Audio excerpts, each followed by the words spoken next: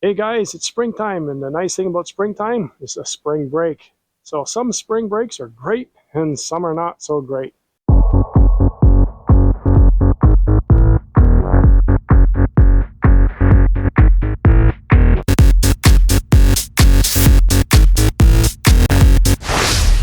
Well, the one I'm going to talk about is not the traditional type where you go on vacation. This is more of a spring break where something actually happened, and it's specific to my Woodland Mills multi-lander trailer. Now, this trailer I use quite often, and I was just using it the other day, and I ran into a big issue. So the very first thing I want to mention about it is that I have a box here on the trailer. It's also a logging trailer, so the box does come off. I use the box to haul gravel. The other day I was hauling soil with it to do my garden. I was doing the topsoil in my garden, and also I was hauling some brush around. I use it for many other things, firewood and so on. When I take the box off, I use it for hauling logs when I'm in the bush. Now, this trailer can be extended from 103 inches to 151 inches based on, you want to do the different lengths of stretching it out based on the length of the logs that you're going to haul in the bush and so on. Also, what it can do is it can expand the wheelbase between 48 and 60 inches wide. So, well, I'm going to go on the other side of the trailer. I'm going to show you what I mean by some spring brakes are not so good. So as I go over here on the other side, you're going to see, if you look down lower here, you can see, if you just hold there, you can kind of see I've got a little bit of a V here. What's actually happened is my tongue on the trailer snapped, and I'll show you that in a second. I want to explain something most likely why this happened. As I mentioned, my trailer can be extended between 103 inches and 151 inches by this telescoping tongue that it can be inserted or pulled out a little bit more. So what I have it set is at the middle setting. So there's 5 settings that you can use, and I have it set in the middle. And you can see that it's a pretty long span from the coupler here where the ball is to where the trailer is. And then I've got an electric winch. I did replace the hand crank winch on this, and I put an electric winch, which is much easier for me to use. So anyways, because the tongue is so much longer, and over the years, I've been using the trailer and I've been throwing gravel and big loads of wood or whatever I've been throwing in the dirt and so on and so forth. What's happened over time, I think I fatigued the metal because I never changed the settings. I basically should have been using the shortest extension of the tongue to ensure that when I'm loading something heavy like dirt, topsoil, that it's not applying a lot of weight, because when this is sitting straight, this would actually be vertical. And when I use the winch to lift the bucket up, it's putting a lot of down pressure. If we come down low here, we can see how it snapped. You can see down here on the bottom, just gonna put my hand, obviously you can see here, it's quite a big snap in there. Now, we can also look at this here, the tongue itself, it slides into a sleeve, and this tongue is not, I think it's a 2-inch tongue or something, yeah, it's about a 2-inch tongue.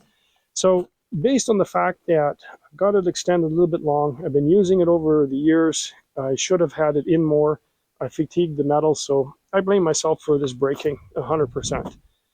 So now, what do I have to do? Well, I've got to get it repaired, and I've come up with 3 possible options. Because this is a telescoping tongue where there's quite a bit of it still inside, what I can do is I can cut it where it's been broken. I can then take my coupler off of here and drill some new holes, and that would be my quick fix.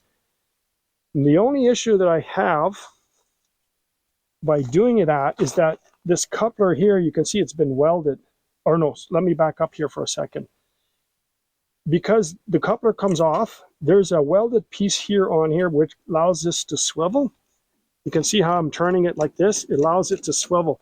I will lose that functionality if I take my coupler off, cut it, and just apply the coupler where I'm going to cut it.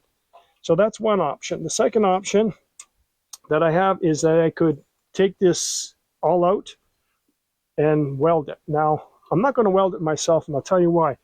That's a galvanized metal, and it's very toxic to, my understanding, it's toxic to weld galvanized steel. So I don't really have the proper equipment to do it. So what I would have to do is I would have to bring it in somewhere to have it done for me. I do have a welder, but this is not something that I would weld myself. And the third option is to obtain a whole new tongue. The coupler would not be included, but it would come with the swivel on here. So I would have to purchase that directly from Woodland Mills. So what I've done so far is I've sent a email to Woodland Mills and asked them to give me a quote as far as what it would cost me, including the shipping. And they've gotten back to me like almost immediately, but what they needed was my shipping address. So I sent that back to them. So I'm just waiting to hear back from them. Based on the price, I'm going to, if I really like the price and if it's an okay price, I think I'm just going to go directly and do that. Now, I'm going to tell you why I'm going to do that is because I want to keep the trailer as original as possible, and I want to have the full functionality of it. I don't really want to just take the coupler off here, cut it, and then bolt it, drill some holes and bolt it there, because now my trailer will not expand as long as I would like it to if I was to go out and get some logs, take the box off and go out and get some logs. Now, if I don't really like the price, or if I find it just a little bit high, what I'm going to do is I'm going to take it off and I'm going to bring it to a local welding shop to see how much it's going to cost. I don't mind to pay a little extra if it's going to cost me, I don't mind to pay a little extra for a brand new one versus to have it welded. I'm sure the welding this could be just as strong, but I just don't want to have that, that little bit of assurance that it's just not one big long piece. It was fixed. I don't want something that's been fixed if I don't have to. So anyways, what I'm going to do next is I'm going to pull it out, and then I'm just going to jack it up here for you. Just want to show you. I've got the car jack here. Just want to bring it up. It has its own jack on it, but I can't spin the jack out because the trailer's too low. But as you can see, I'm starting to lift my ATV there. I've got the jack on the trailer itself here. So I could just fix it here like this for now. So I can unhook my ATV this way. I had to bring it back from where it was in the garden. Just to get it here, the way you've seen it there, dragging it all the way back, is hitting a little bit on the ground. Okay guys, you can see I removed the ATV, and there's 2 bolts. Just wanted to show you, these are 2 bolts that I pulled out. They're both 18 millimeters, and one was going this way and one was going this way, and you can see the hole here, and there's another hole up on the top here as well. So I've removed these the bolts with the spacers, and now I should be able to just pull that tongue out. Hopefully I've got the ATV far enough back. It's been a long time since I, 4 years ago since I assembled this, so I don't remember how long it is. But now you see how it's telescoping, so I could have my trailer set at this length if I was having longer logs and so on. So I need to obviously take it off to repair it. I'm hoping it doesn't fall off the jack there. I'm pulling pretty hard on it.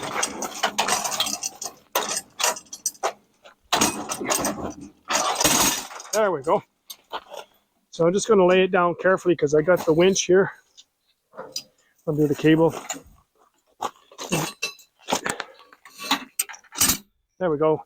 And you can see that there's 1, 2, 3, 4, and there's another spot here. There's 5 spots that you can have this set at.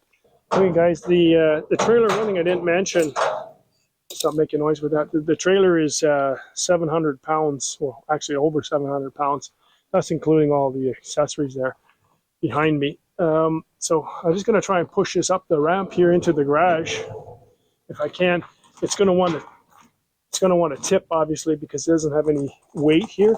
This here is a locking mechanism that would hold it down on the tongue so it doesn't flip, or I can use the winch to do it. But I'm going to see if I can push. Well, we'll have 600 and some pounds anyways here to push up the ramp.